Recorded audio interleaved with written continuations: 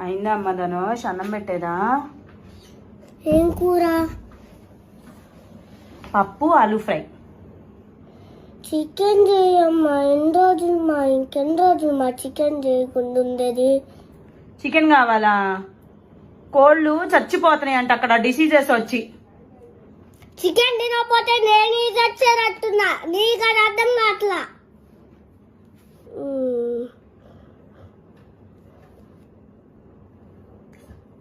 నువ్వు పో అమ్మా, నువ్వు వెళ్ళి తినిపో పప్పు. నాకొద్దులే పప్పు. ఏంద్రా అంటున్నా? ఏం లేదులేమ్మా, తినిపో నువ్వు వెళ్ళి. కోళ్ళకి ఇన్ఫెక్షన్ సాగుకొచ్చింది.